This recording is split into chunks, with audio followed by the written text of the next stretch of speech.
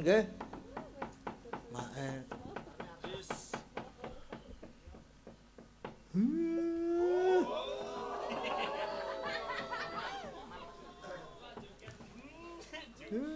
Senengane nek do seneng-seneng ki do lali karo waktu. Ana sinden ayu-ayu terus do lali karo kewajibane. Wudus.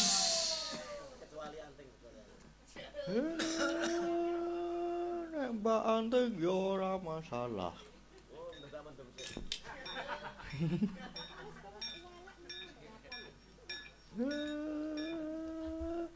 Ayo. Kae. Darane. Wow aku gambleh dhewe meneng wae. Yo gek yo ah. Gek do sibuk.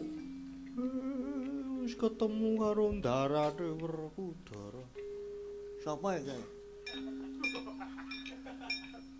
Sok asik ya asem kok. Gegayeng-gayenge lho iki mau. Ya wis. Wong ya wis suwe ya nek gak dole seneng-seneng kok gong. Kok nek kesuwen ya ora apik. Iya. Ya. Sebo apa iki? Ya sebo no ya. Wis ketemu kok karo Ndara Werkudara. Nah iya. Sing dadi golekan. Heeh. Dicari-cari ya kae. Ya iya. Wis yo. Nganggo apa? Nganggo apa ya? Nganggo Santi Mulya. Ora nganggo liyane kuwi kok. Ubaya ya ora. Senengane iki gong kok sing gunah sithik. Nganggo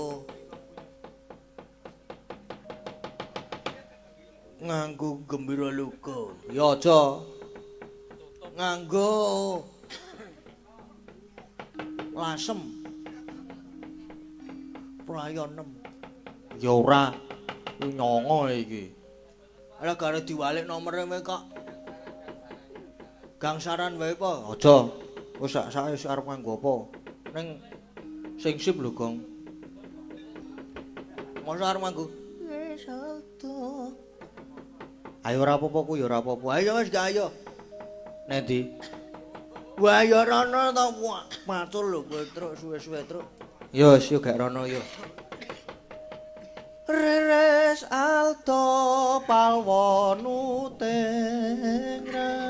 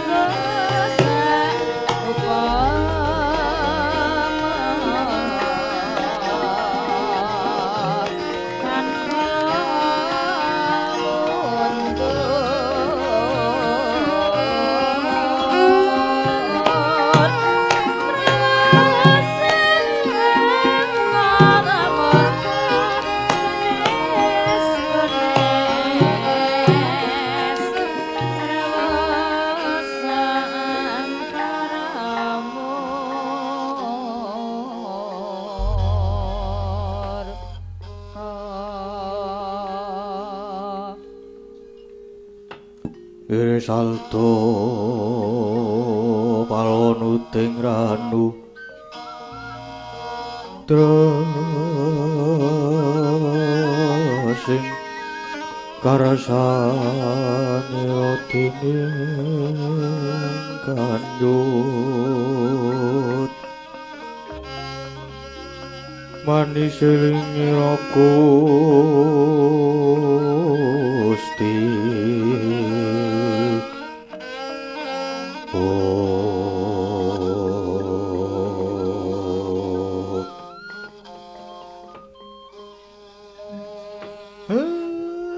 blagagag ugag satulit mel dan Ndara werku Dara kula niku jane nggumun setahun jembleng sarendeng kula niku jane diutus keng Rai Ndara Janaka lan dulur-dulur dika supados ngupadi panjenengan kula upadi ngantos bebasan jajah desa Milangkori bareng ketemu jebul panjenengan malah namung kendelan kewala topo nggih topo ning mbok ya jugar dhisik nggih ta Gus nggih Ndara Werkudara Mbak juga riyen terus paring pangandikan. Nggih, Den. Ungu riyen jane napa to sing digayo niku napa? Nyat langening kalenggiwan. Klara pandamuncar.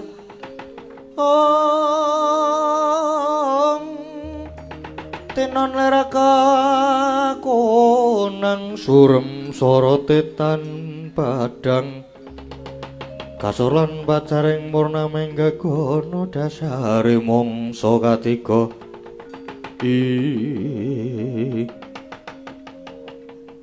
wah Semar sing gedhe pangapuramu yen kowe padha teka malah mung tak nengke wae lan aku sawetara jugar nggonku topo iki mung mergo bakal nyateni marang Semar mungku apa to sing dadi kegayoanku lah nggih ngaten niku karep kula jugar riyen lajeng paring pangandikan riyen terus jane napa to sing digayo niku Den Semar mulane aku ngedhake topo ana alas iki mergo aku nampa wangsit yen to Jawata bakal mudhunake wahyune ratu mula aku banjur lunga saka praja sedyaku bakal nggayuh tumurning wahyu lah ngaten niku ra nggih cetha to nanging Den kula niku jane diutus keng Rai Ndara Janaka Margi sakniki keng Rai Ndara Ayu Wara Sembadra niki nembe waja ndungkap 7 candra. Pramila ndika diaturi enggal kundur njujuk wonten ing kasatriyan Madukara Den ya.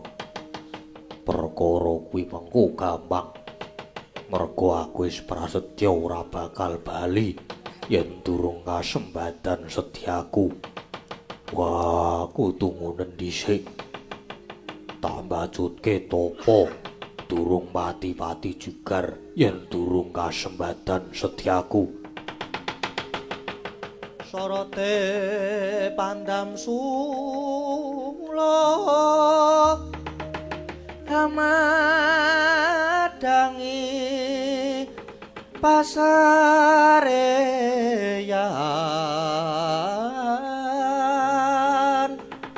ngenangi wadana katon ramu-ramu kalingan hangangan sang tiamanang kong sumunggem guling Sang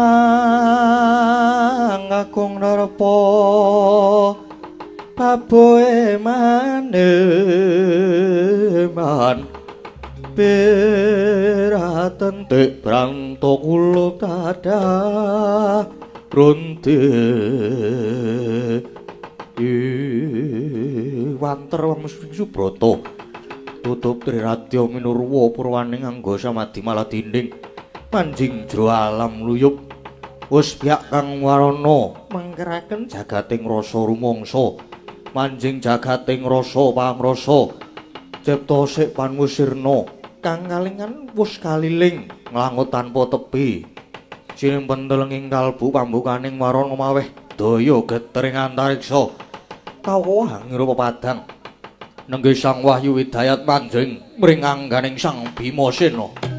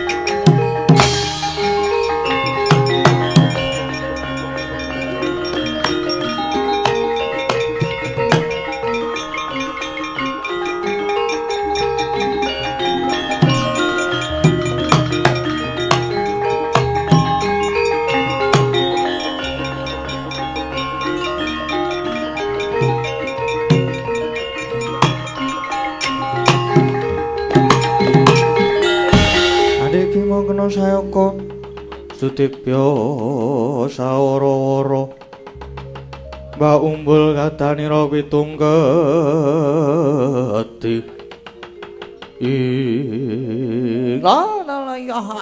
Warang Udara aja kaget lamun ulun jugarake nggon kita tapa wah rada kakekku basaku lan sembahku katur. Ya wis ulun nampa, Kakang Semar, bakti kula pun njuk Kakang Semar.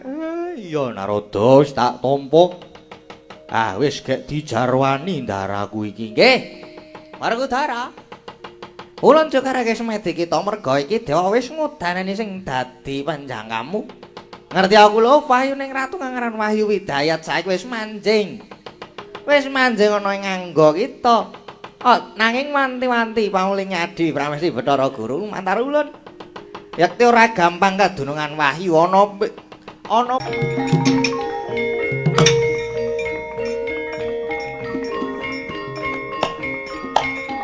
Wah.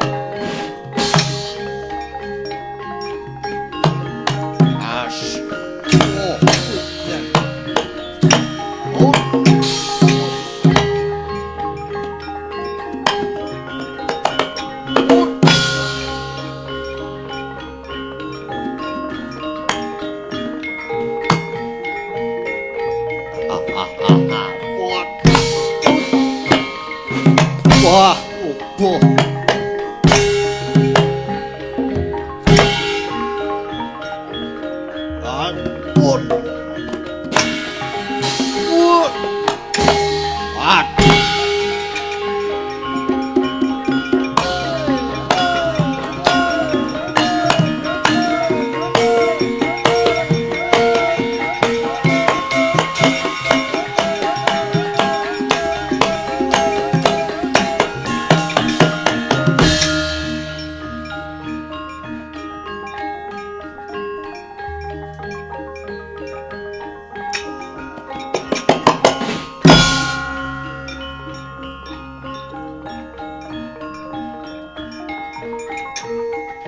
Wah.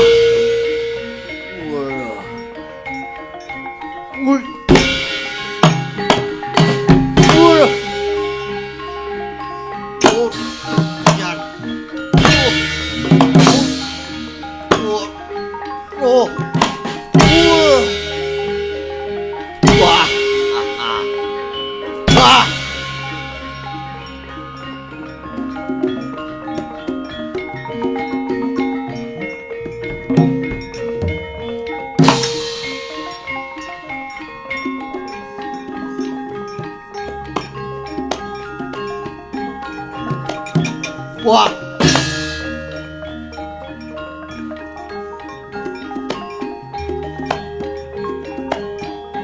As. Wah. Woi, lai. Wul. As. Mati. Mulai lo. Oh. Wah. Wah.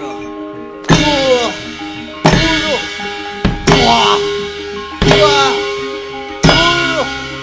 Wah. Wah.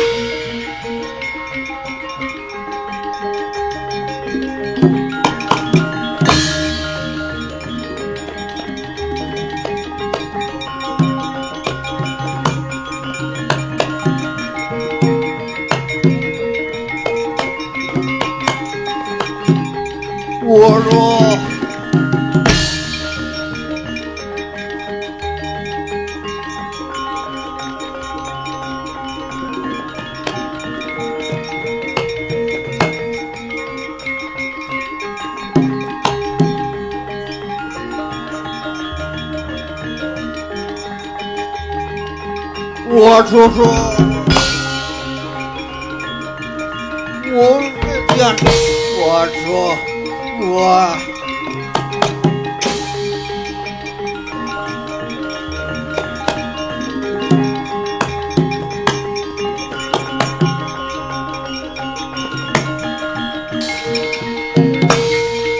Wah.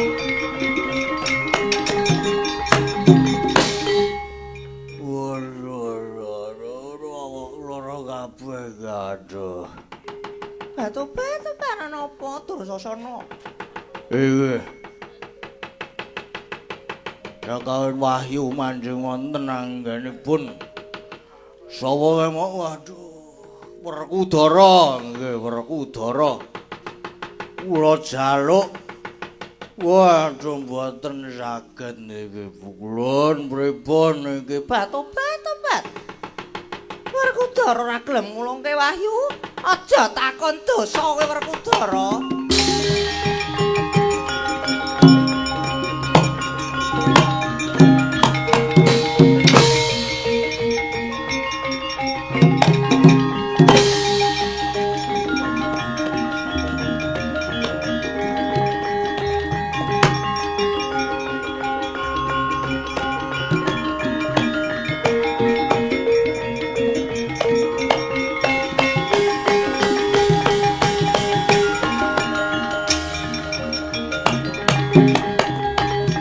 Batu-batu padha kok malah Kakang Semar.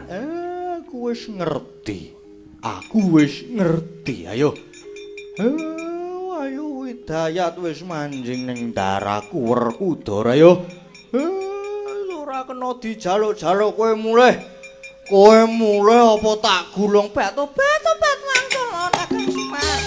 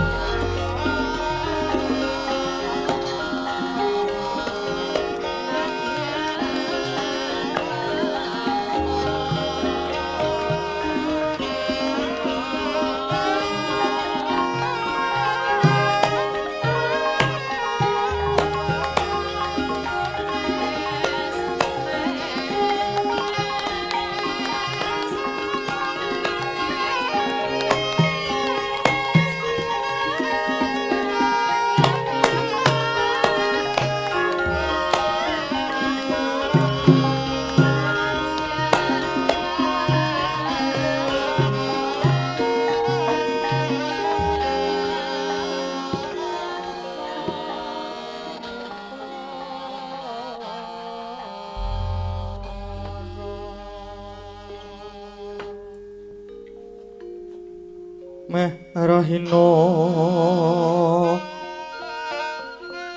sumupang iwang haruna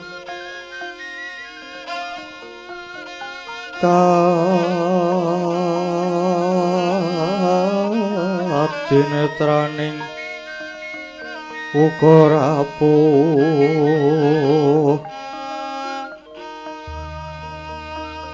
sabdaning kukila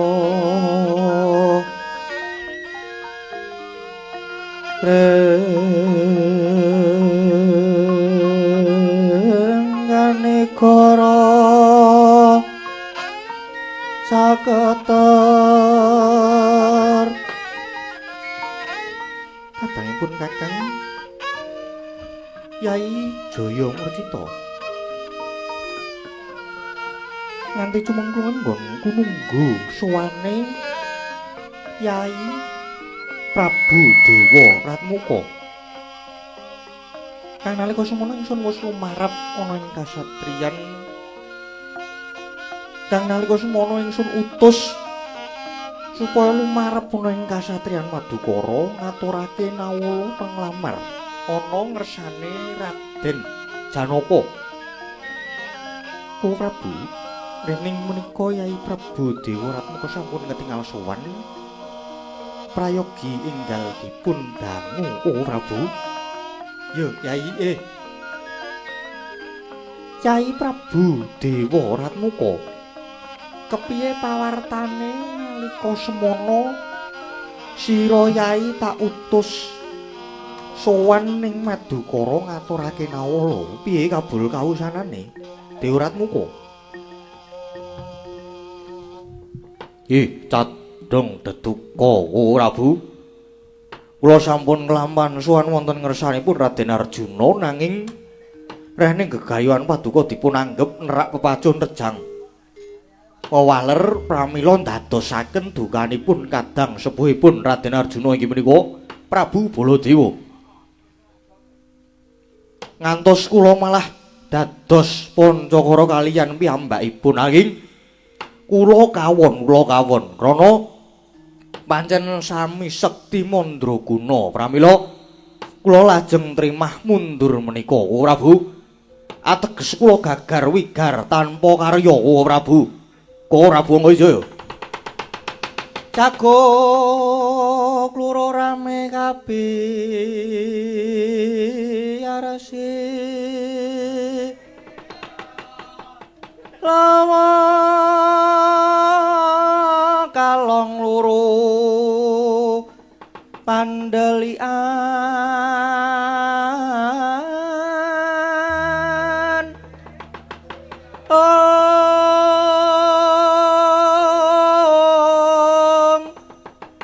Jreh kawanen ing semune wetan bang sulaipun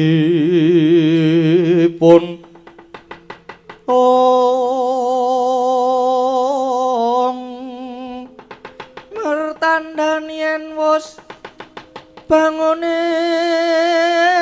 jeng rembulan wis kumlewang sangi soreng gunung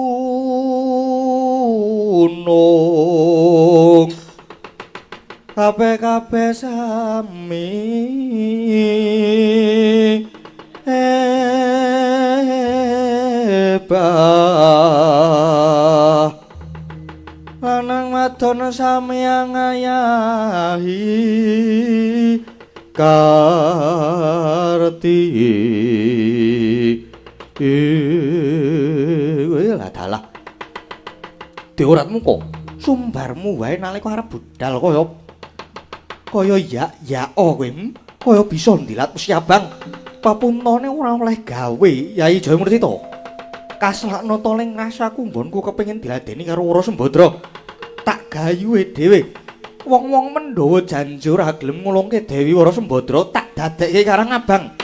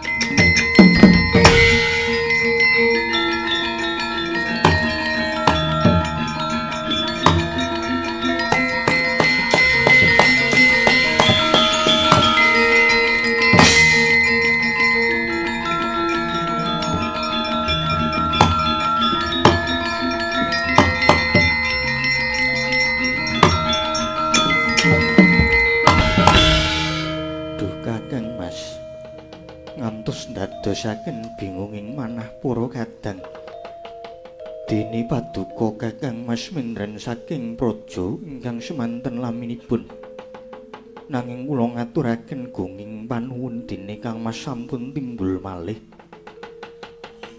lan malah kepareng enggal rawuh ing Madukara. Dimas Werkudara lunga kok nganti suwe banget iki? Ya Werkudara, kowe iki lunga suwe banget iki gayuh apa? Wah. Aku lunga iki mestine ora mung dolan. Nanging aku topo gayuh kamulyan, gayuh wahyu. Syukur yen ngono syukur apa wis oleh gawe Werkudara? Wis. Pangestumu. Aku wis oleh wahyu ning ratu. Oh, layak to layak. Saiki kok katon seger kewarasan lan katon sumunar cahyamu. Mergo wis kadunungan wahyu to. Syukur di Werkudara syukur. Pun Kakang melu bungah, pun Kakang melu bungah lang Yai. Mulane sira diarep-arep iki mergo lho sawangen adimu Bratajaya iki sing bobot Pitung Candra nidam kaworan kepengin siniramen dening Yai Sena. Nggih Kang Mas. Mawantu-wantu panyuwun kula dhateng Kang Mas. Kersa nyirami dhateng ingkang Rayi Sembadra. Nggih Kang Mas Jodipati. Ingkang tak idam-idamake mung Kakang Bratasena ingkang kudu nyirami aku.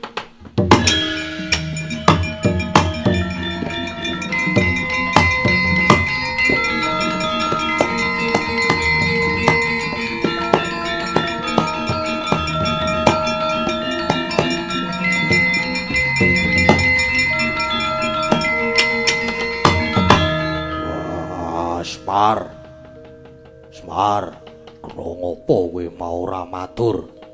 Wah, yen to baliku supaya njujuk Madukara. Mergo aku arep takon nyirami Sembadra. Wah, kowe goro Semar. Dan ayon kula matur bloko. Sampeyan mesti mboten kersa. Monggo sampeyan dijagake tenan, mula kula sengaja mboten matur yen ajeng ken nyirami Ndara Ayu. Kakang Semar. Iki cethane kepiye Kakang Semar? Ngaten sinuwun, ngaten. Critane Ndara Werkudara niki wau tapa lan pikantuk wahyu. Pikantuk wahyu widayat sing manjing ten awake neng. Syarate jroning 40 dina 40 bengi boten kenging magepokan kalian wanita. Merga nek nganti Ndara Werkudara nyirami, mangke wahyu badhe uncat. Ngono. Dadi cethane Dimas Werkudara ora gelem nyirami. Wegah. Wah, aku wegah menggunakne wahyu uncat saka awakku. Aku saiki wis wegah pagepokan karo wanita. Aku saiki wis ora bakal kena godha meneh. Wah. Ya, nanging sing kudu tok pikir saumpamane kowe nyirami Sembadra lan saumpamane wahyu kuwi mau oncat saka pandugaku, oncate wahyu bakal manjing ing anggane Sembadra kang banjur manukma ing jabang bayi. Dadi senajan wahyu ngalih nggon nanging kowe isih bisa ngrasakake. Wong ya kuwi isih krandhahmu dhewe ngiras pantes Yai Werkudara goleke kamukten kanggo tedhak turasmu. Ya Werkudara, apa kowe iki ora mesakake karo adimu Janaka karo Bratajaya kuwi? Sing diarep-arep ki mung kowe Werkudara, mung kowe Dimas. Wah. Wah, ya wis. Ayo Sembadra tak dusi, tak sirami. Matur nuwun Kakang, ayo tak dereke mancing taman.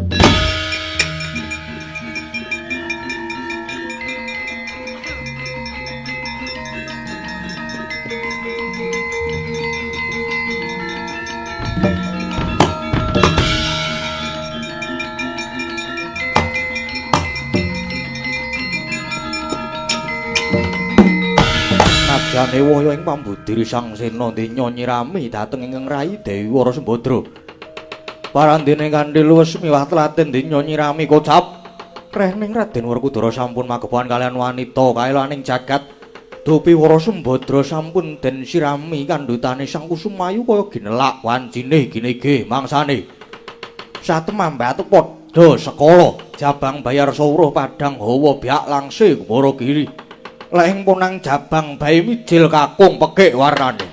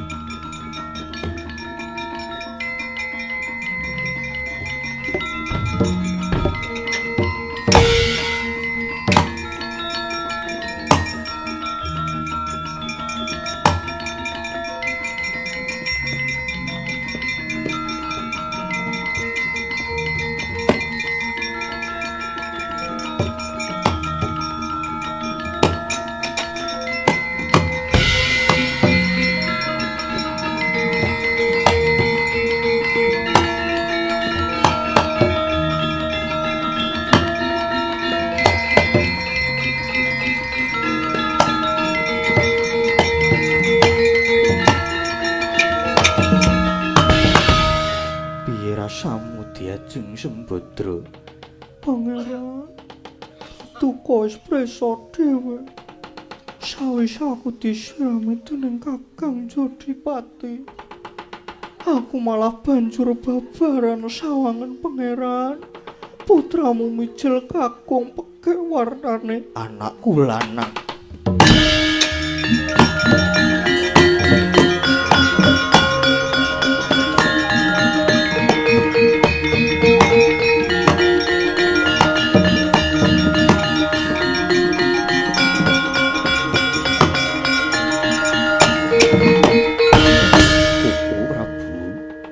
Kula sampun lair kagung jagat Dewa Bathara.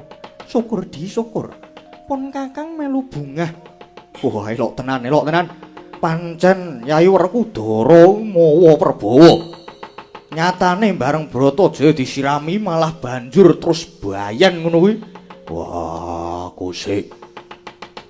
Nanging sing tak rasake saiki jagatku malah kaya suwung. Wah, kaya suwung kaya pumpung wong wang. Iki kepiye kok rasane kaya ngene?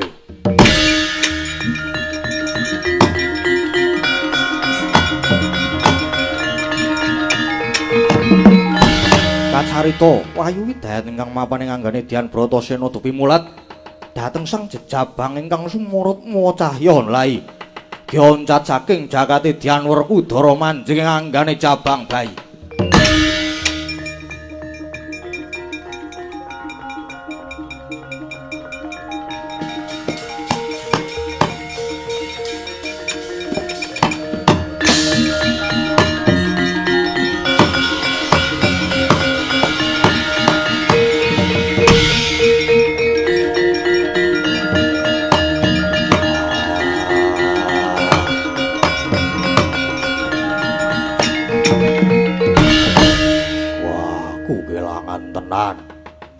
Uncat saka jagatku malah mancing ning bayi kuwi. Wah, ya aku lila. Aku lila nanging kanggo ijol. Wah, bayi kuwi saiki dadi anakku, dadi anake Werkudara.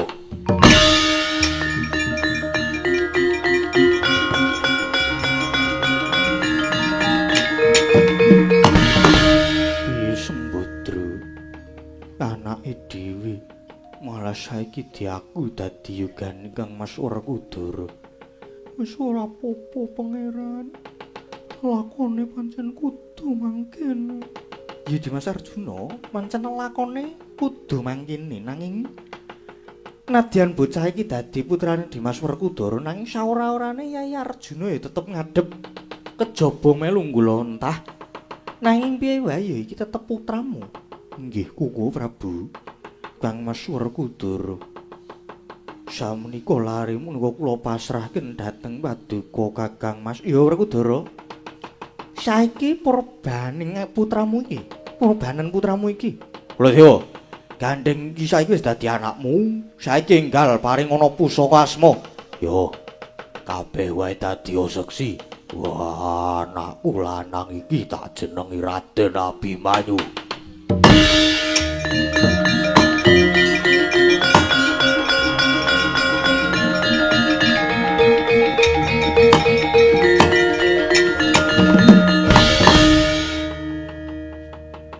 Raden Abimanyu yo. Kang Mas nami ingkang sae yo. Abimanyu yo Bima Manyu. Tegese anak Bima pyak.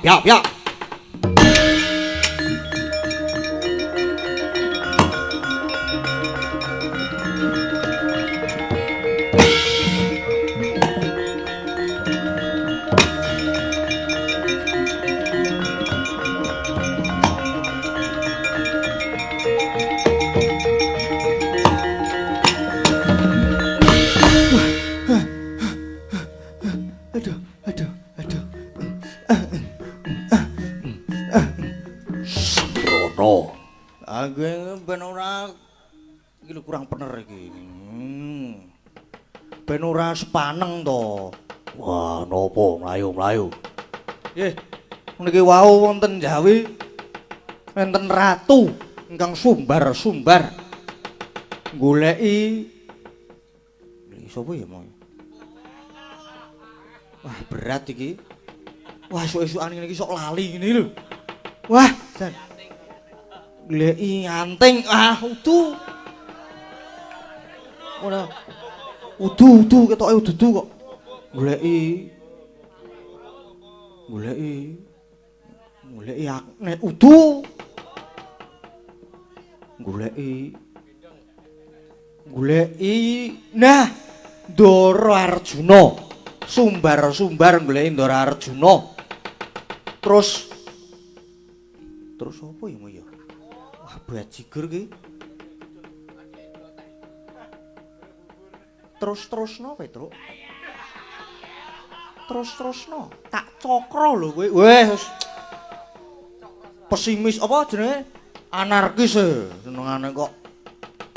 Madosi Ndara Werkudara, Ndara Werkudara, Ndara sapa mau jenengmu? Aduh kok jenengmu. Ndara Arjuna badhe nglamar Ndara Ayu Sembadra. Wah, tukange.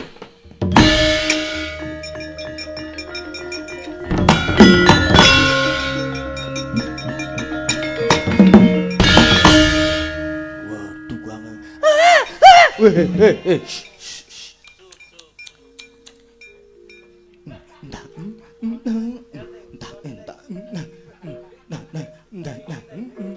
Ora cerak-cerak. Wah, cemburu. Wes. Pangeran, Abimanyu malah nangis terus iki. Mbok yo dineng-nengi. Mbok yo disusoni apa kepiye? Kula padoske ijol apa? Tak cokro tenan lho kowe, Truk. Wah, ora iso jak guyon nek sing buri kae. Wes, nanging nadyan tak pers-pers ora iso metu banyune. Iki kepiye, Pangeran? Koko Prabu. Kados budi menika Koko Prabu Abimanyu nuwun terus. Mulai ora mokal. Abimanyu iki pancen ana sesambungan batin karo Werkudara. Mula bareng Werkudara kae mau metu, bayi iki banjur nangis ora meneng-meneng. Lajeng kados pundi menika Prabu? Wis manut wae go pertikelku, Petruk. Kula wonten dawuh. bayi iki gendongen susulna marang daramu Dimas Werkudara. Was. Ra kena digugu kae ratune mburi kae. Bayi lho, Mas. Bayi pembunuhan mengko mlebune. Kok arep disusulke ning peperangan wis to, manuta wae. Nggih. Neng yakin niku, manuta wae. Nggih.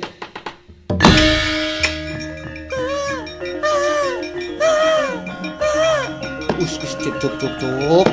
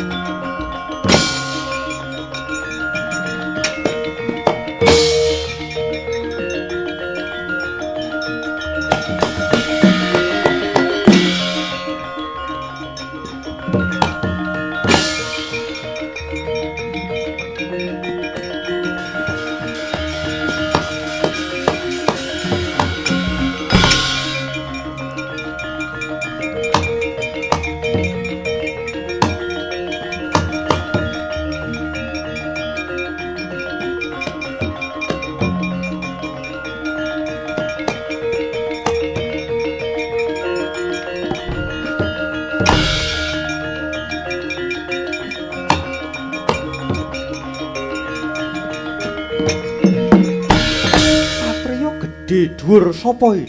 Werkudara. Wah, kowe sapa wani gawe geger? Aku Nalendra Tanjung Anom, Prabu Angkawijaya. Ndi Raden Janaka kon ngulungke Dewi Wara Sembadra. Wah, cangkeme jleh urip tungkak tamarana.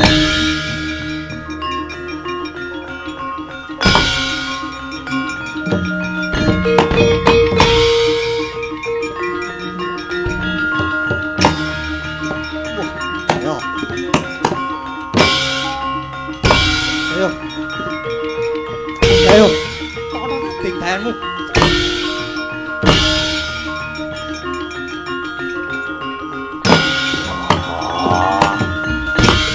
Ayo, amus ora Jayabata.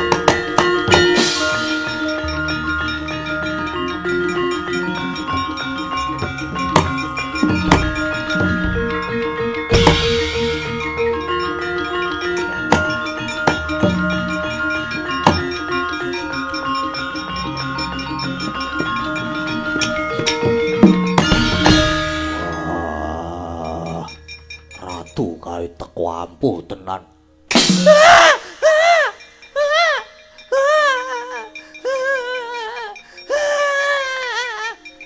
Bayo dicengkiwing.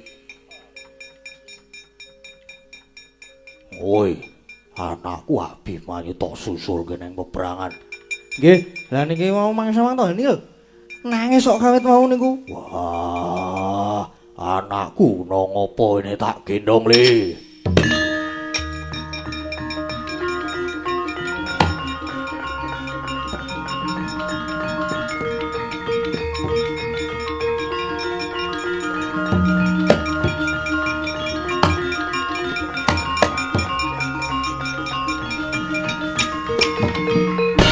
Kocap nalika semono Raden Abimanyu den gendong dening Risang Bratasena. Nanging astane grayah-grayah nyandak dhateng dadane Sang Sena. Sigra den sesep-sesep kaelaning jagat padha sakala Bima dadi kopek.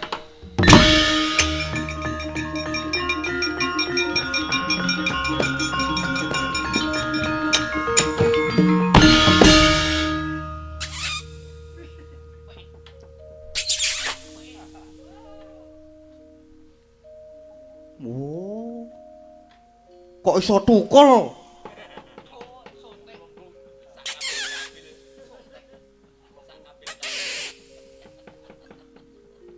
Gang. Rene. Arep ngerti sesuatu sak kambil-kambil apa ora?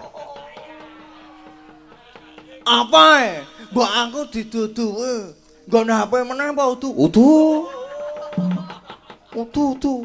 Kuwi lho. Wow, areng iki bose. Ayo ning nyatane iso tukul ngono kok. Wah, tak kira sing nggon HP kuwi ora menarik iki. Senengane kok gak aku.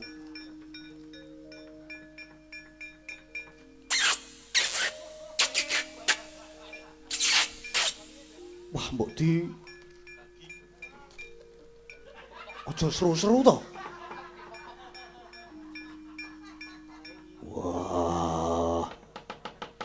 Wah, pripun niki Ndoro lah kok malah terus disesep-sesep. Wah, yo ben iki anakku, ayo le. Wah, melu bapak le, ayo maju perang le.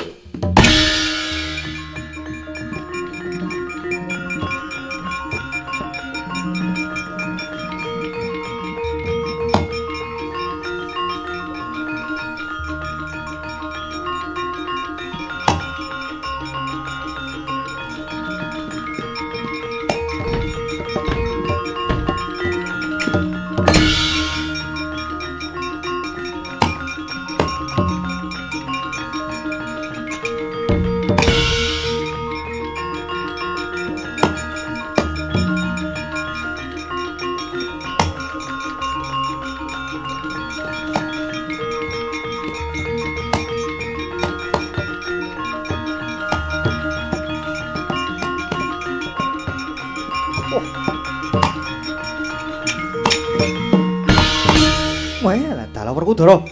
Piye? Sajake wis kentekan ngakal. Bayi Sabang wae tok jak maju perang iki. Kentekan ngakal. Wah, aja nyepelekke karo bayi anakku Abimanyu iki. Anakku iki arep isih bayi. Wah, nanging wis ampuh. Wah, Nek ora ngandel tak keproke kowe mesti ajur dadi swalang-walang. wes saya edan. Saya edan ono bayi arep tok kebroke. Nek ora ngandel wah tambarono.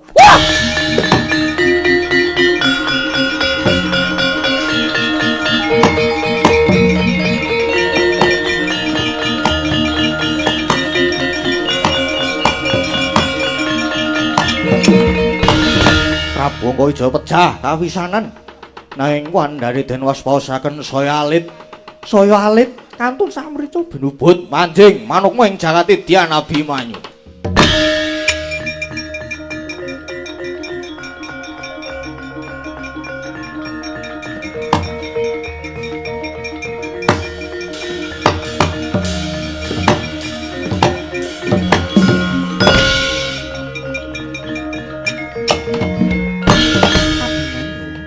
Aku saiki manjing dadi sajuga melu ngomongi jagatmu. Negaraku Tanjunganom besok kanggonen mukti lan uga jenengku Angkawijaya agemen. Muga besok Abimanyu Raden Angkawijaya dadi satriya utama.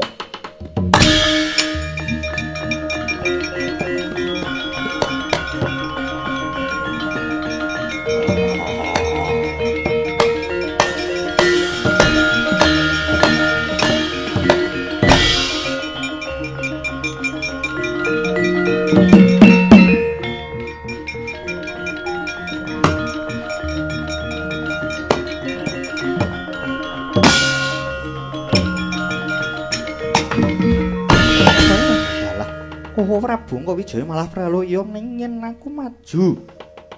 Bebela ora urung malah kaya dene iwak kecemplung wuwu prayogane aku tak bali wae.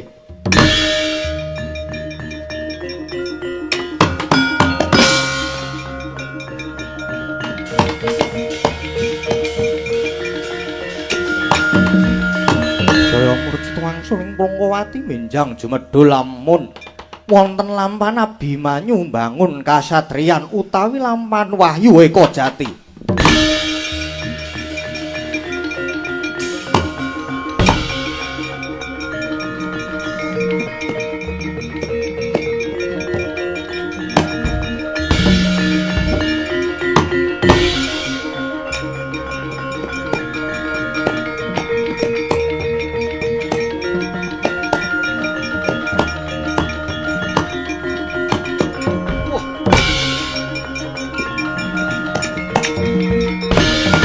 Ayo, bela Pati Prabu Angkawijaya tungkat tamalono. Wah! Wah! Wah.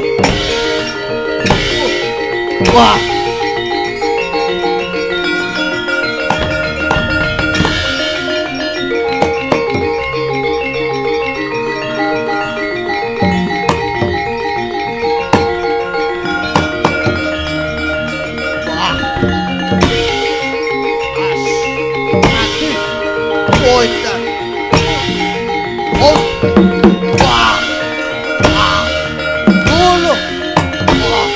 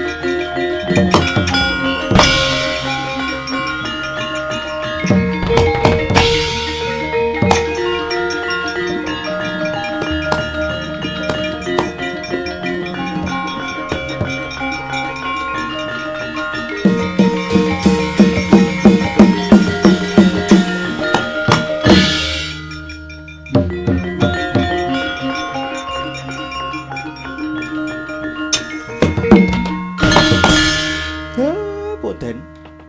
Pun.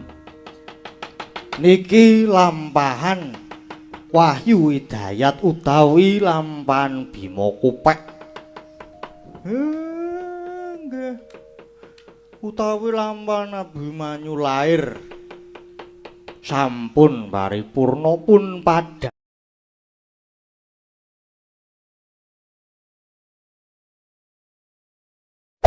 Hey there. Subscribe to my channel. And also press this bell icon.